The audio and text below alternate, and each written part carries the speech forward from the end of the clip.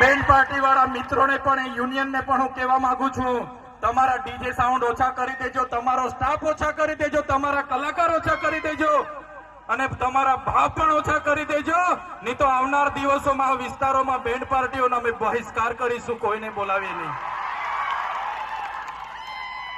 મારા નોકરી કરતા કર્મચારીઓને પણ વિનંતી કરું છું, તમે આદિવાસીના દાખલા પર તમે ભણ્યા છો, તમને આદિવાસીના દાખલા પર નોકરી મળી છે, ત્યારે તમારા ભાઈ બહેનના દીકરા દીકરી શું ભણે છે, એની ફી ભરાય છે કે કેમ, આપણા સમાજની જાગૃતિ માટે કેમ તમે યોગદાન નથી આપતા? તમને પણ મારે બે હાથ જોડીને વિનંતી છે, તમે પણ યોગદાન આપો અને તમે પણ બધાને આગળ લાવવામાં મદદરૂપ થાવ. કોઈનાથી ડરવાની જરૂર નથી. આપણે બધા એક હોઈશું તો કોઈના બાપની તાકાત નથી કે તમને અમને કોઈ દબાવી શકે.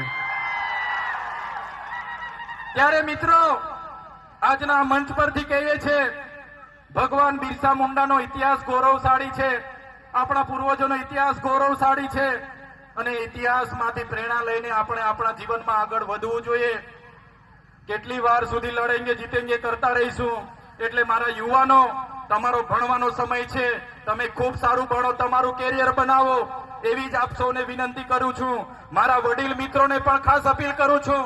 કેટલાક યુવાનો નાચે કૂદે, પાર્ટીઓ કરે, ચારધામની યાત્રાઓમાં 15 દાડા પદયાત્રા કરે, જુગાર રમે, દારૂ પી, તો એ વડીલોની તમારી ને અમારી જવાબદારી છે આપણા યુવાનોને શિક્ષા આપવાની.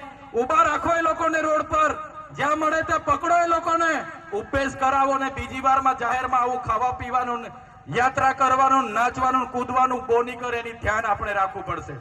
અમે પણ નાચીએ છીએ, અમે પણ ગરબા રમીએ છીએ, દિવાળી પર અમે પણ ઢોલ વગાડીએ છીએ, અમે પણ ડાયરા કરીએ છીએ, પણ સવારે ઉઠીને આપણી શું ટાર્ગેટ છે, શું ધ્યેય છે, આપણે જોવું પડશે. આપણે નાચીએ છીએ, આપણી સંસ્કૃતિ છે, બરાબર છે.